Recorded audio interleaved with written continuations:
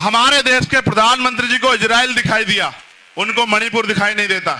और मणिपुर छोड़िए, पूरे देश में जो कमजोर वर्गों पर हिंसा हो रही है वो दिखाई नहीं देती उनको।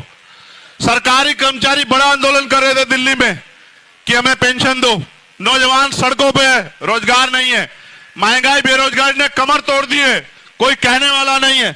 और आज सरकार कह रही है कि हम इजराइल के साथ।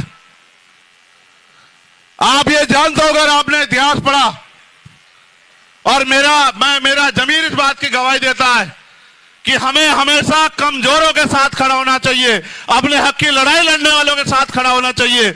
आप इतिहास उठा के देखो, अगर आप ये बात जानने का प्रयास करोगे इजराइल और फिलिस्तीन को, तो आपको पता लगेगा कि जिस तरह हमारे देश में हम लोग, इस देश के मूल निवासी, दलित, पिछड़े, आदिवासी और जो धार्मिक अल्पसंख्यक लोग हैं, वो जो बेबस लाचार हो रहे हैं अपने देश में वोट होते हुए भी, इसी तरह से इजराइल ने फिलिस्तीन की जमीन पे कब्जा किया और फिलिस्तीन के लाखों लोगों को बंदी बनाया और फिलिस्तीन को अपने देश में वहां के लोगों को मरने के लिए मजबूर किया।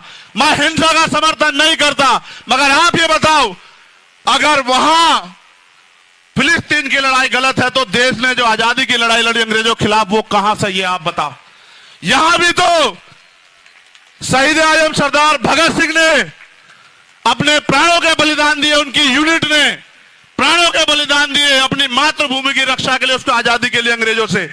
अगर आज उस बात को वो लोग गंभीरता से आगे बढ़ा रहे हैं, तो मैं क्यों कहूं मैं इजराइल के साथ। मैं हर एक कमजोर के साथ हूं और मैं फिलिस्तीन के साथ हूं, मैं गारंटी से कहता हूं।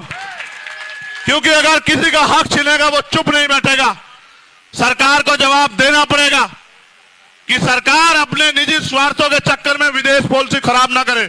आप अटल जी का बयान सुनना, अटल जी फिलिस्तीन के साथ थे, नेहरू जी फिलिस्तीन के साथ थे, इंदिरा गांधी फिलिस्तीन के साथ थी, और आज की सरकार इजराइल से वो उनकी जांच एजेंसी है जिससे हमारे नेताओं के अकाउंट खंगलवाने हैं, उनके फोनों में क्या है ये दिखवाना है, उनकी इंक्वायरी करवानी है।